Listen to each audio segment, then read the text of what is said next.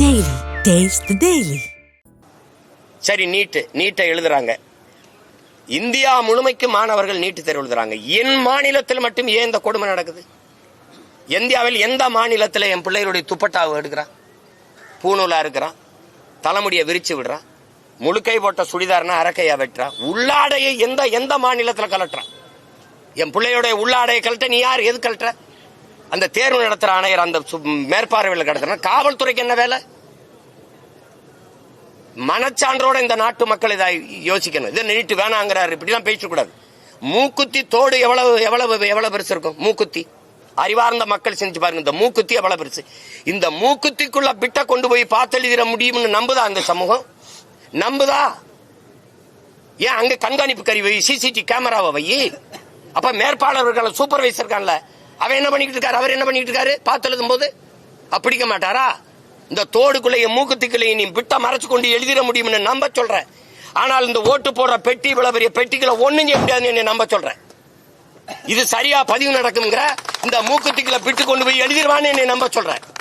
அருணா கொடியா இருக்க சொல்ற, பூணூலா இருக்க சொல்ற, தாலியை கழட்ட சொல்ற. இதெல்லாம் ஒரு ஜனநாயக நாடா? ஏன் எனக்கு படிக்கிறது இந்த நாட்டில் மட்டும் நான் விரும்பிய கல்வியை கற்கிறது ஏன் எனக்கு இவ்வளவு கடினமையா இருக்கு? ஏன் உலகத்தில் எந்த நாட்டிலே கல்வி ஏன் சுகமா இல்லாம சுமையா இருக்கு?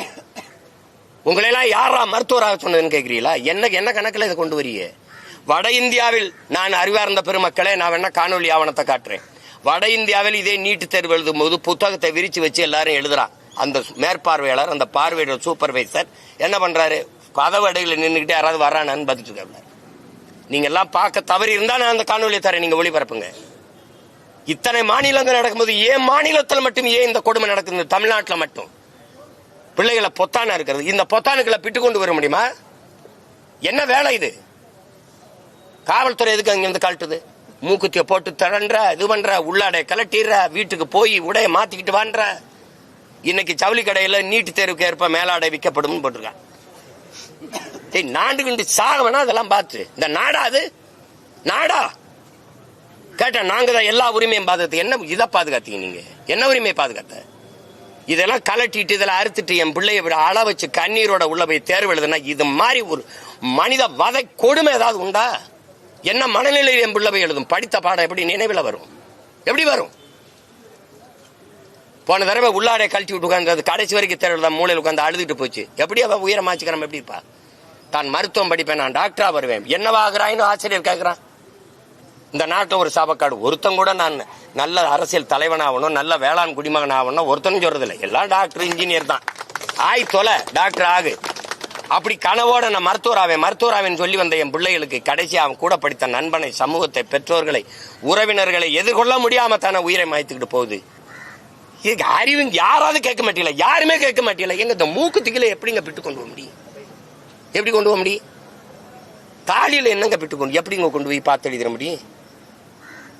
குடிக்க வச்சும் தாலியா இருக்கிற, படிக்க வச்சு தேடுவதும் தாலியா இருக்கிற. இது என்ன நாடுது? கேட்டா நாங்க தான் சுயாட்சி நாயகன். இதான் சுய ஆட்சியா? தேர்தல் எழுது வரும்போது பிள்ளைகள்லாம் கடைசி அரை மணி நேரம் உட்கார்ந்து மனதுக்குள்ள நினைவுபடுத்தி அமைதியான சூழ்நிலையில் போய் அந்த பிள்ளைய தேர்வு எழுதணும். வாசல்ல நிக்க வச்ச அந்த பிள்ளைகளை காட்சிய பாருங்க. உன் மகளோ என் தங்கச்சியோ உன் மகளோ உன் தங்கச்சியோ எழுதுனா உன் மனநிலை எப்படி இருக்குமான்னு பாரு. மறுபடியும் இவங்களுக்கு ஓட்ட போட்டு கேவலப்படுத்தி நாட்டை நாசம் பண்ணிட்டு இந்த கேள்வி வேற என்ன செய்யறதுன்னு தெரியாம இதுக்கெல்லாம் முடிவு கட்டுற ஒரு காலம் வருது. Taste the Daily.